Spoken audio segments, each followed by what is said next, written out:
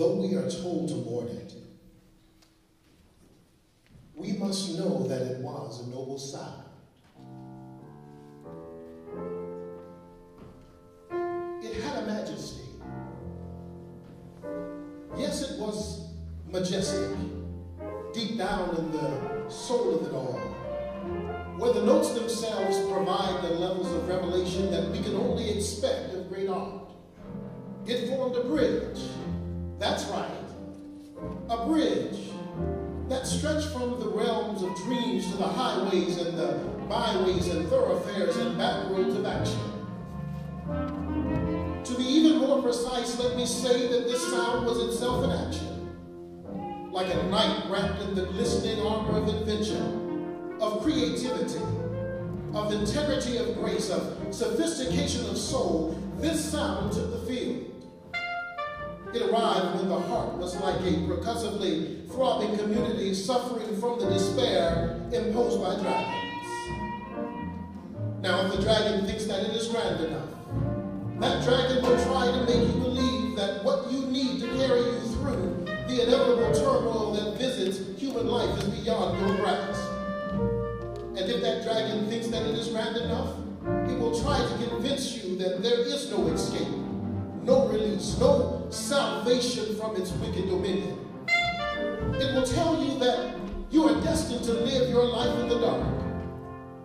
But when a majestic sound takes the field, when it parts the waters of silence and noise with the power of song, with this majestic concatenation of rhythm, harmony, and melody, when it assembles itself in the invisible world of music, ears begin to change and lives begin to change, and those who were musically lame began to walk with a charismatic sophistication to their steps. You see, when something is pure, when it has the noblest reasons as its fundamental purpose, then it will become a candle of sound in the dark cave of silence. Yes, it was a noble sound. I say it was a noble sound because we were told today that this great sound is dead.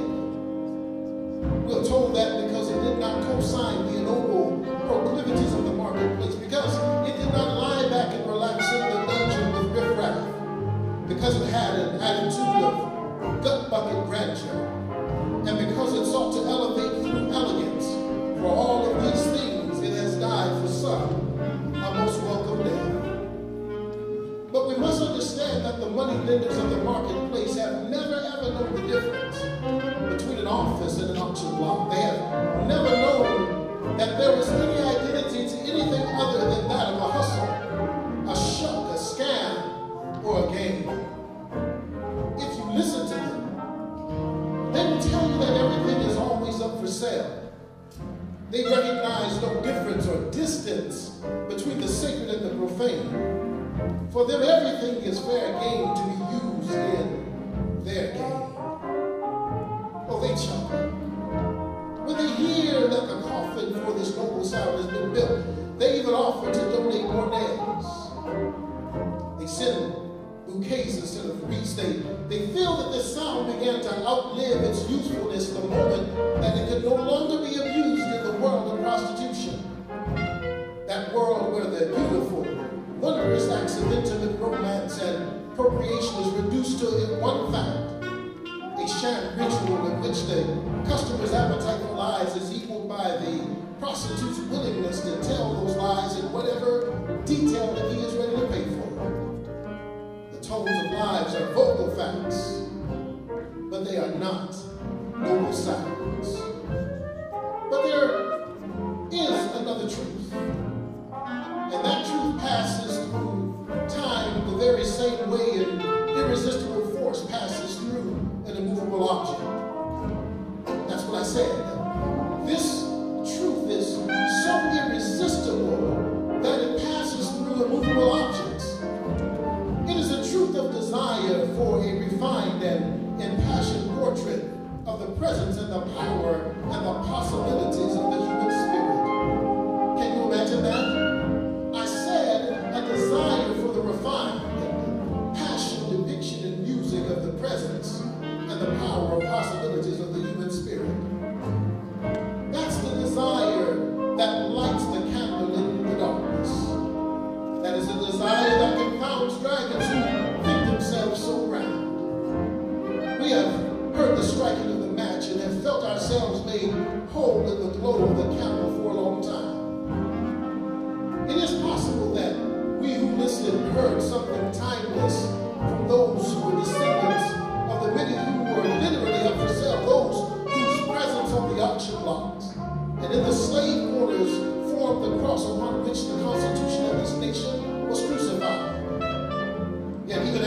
that crucifixion. There were those who rose in the 3rd century of American slavery with a vision of freedom. Were those who lit the mighty wick that extended from the candle and carried it. There were those who spoke through music of the meaning of life. Those who were not content to accept the darkness in the heart that comes from the surrender of dragons who think themselves so grand. Those who said, listen closely now. Who said, if you give me a fair chance, I will help you better understand the meaning of democracy. Yes, that's precisely what they said. If you give me a fair chance, I will help you better understand the meaning of democracy. These are those who were truly the makers of the noble sound. But as we mourn the passing of this noble sound, we are told to accept the idea that no longer are those blessed who are endowed with majestic inclinations. We who are told that no longer are those blessed who have the intention of refining those majestic inclinations into rhythm and tune. That if we accept that, we might find ourselves ignoring the democratic imperatives of our birthright. We might fail to understand what was meant way back in the day when the sun of liberty had been cloaked by the ennobled practice of slavery. We might fail to understand that those living in the dragon shadow of bondage fashioned an luminous and mighty chariot that can swing low and carry us back to the home of human hope, which is heroism. I say heroism because it is ever the quality of bravery, of devotion, of the will to nobility that underscores the marvelous phrases of this music.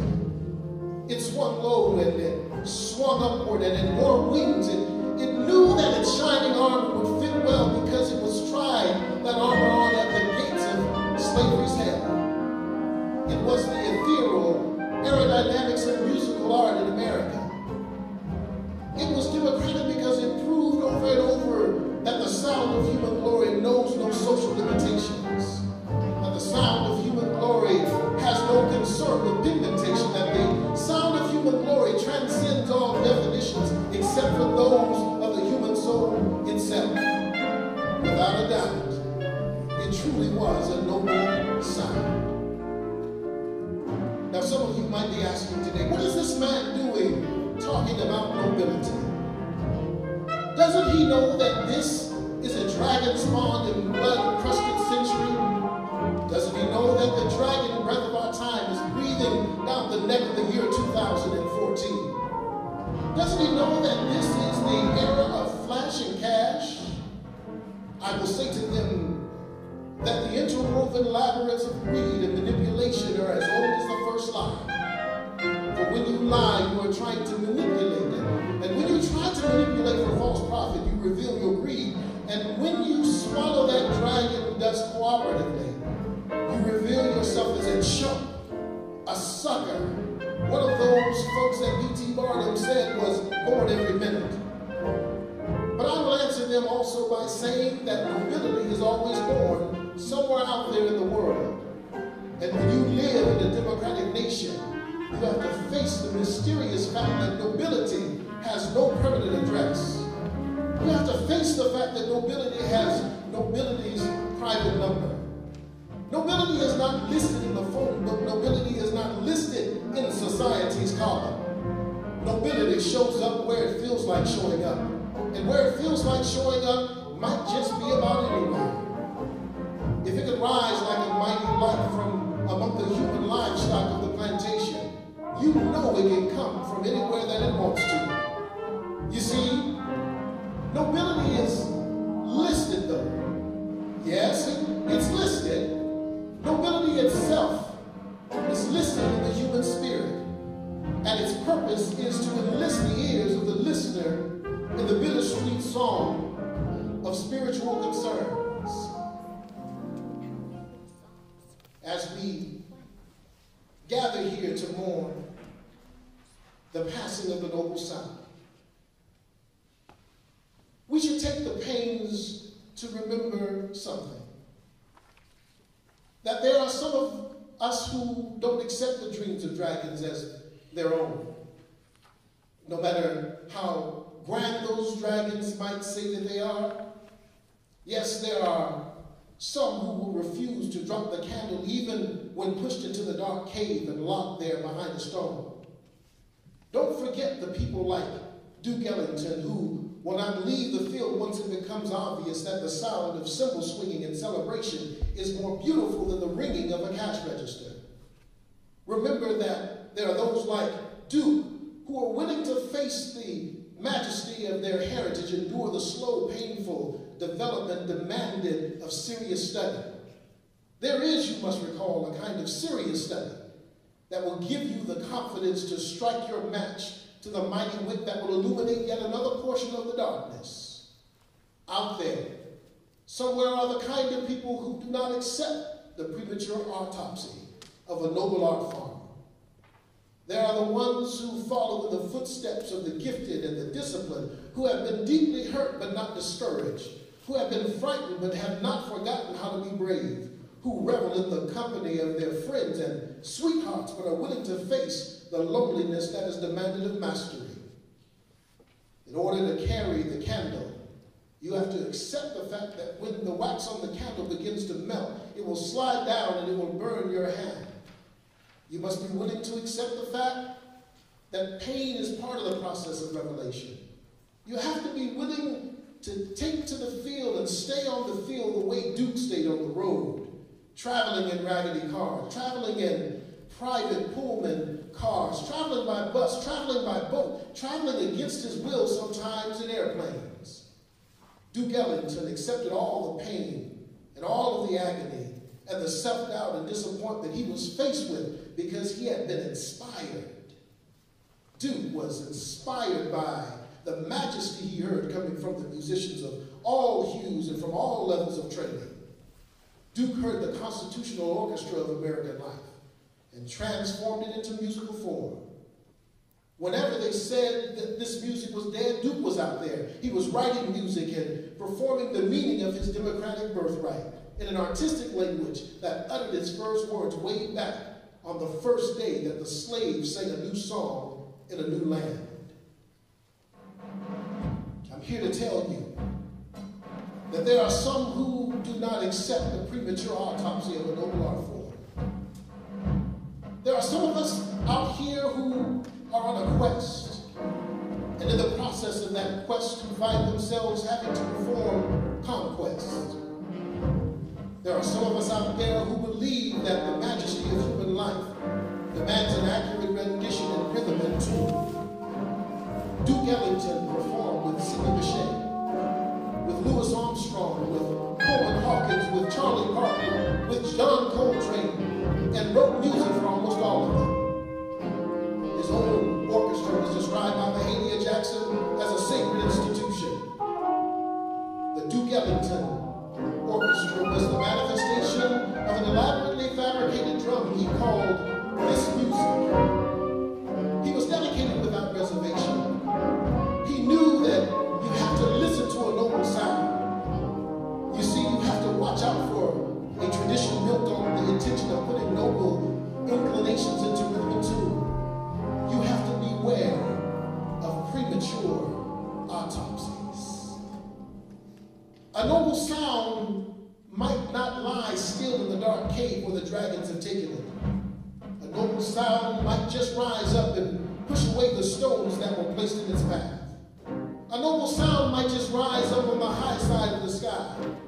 It might just ring the silver bells of musical light that tear through the cloak of the dragon's shadow that blacks the sun. You've got to watch those early autopsies. A noble sound is a mighty thing. It can mess around and end up swinging low and swinging high and flapping its wings in rhythm that might swoop over the limitations imposed by the dreams of dragons. I said you better watch those autopsies. A noble sound, the birthright understood so clearly by Duke Ellington. It just might swing low, and it might tell you to get on board. It might move with so much grace and with so much confidence that you will have to remember what I've been telling you, that you had better not pay much attention to those premature noble sound. This thing of majesty, this art, so battered but yet so ready for battle. It just might lift you up high enough in the understanding of human life to let you know in no uncertain terms why that marvelous Washingtonian, Edward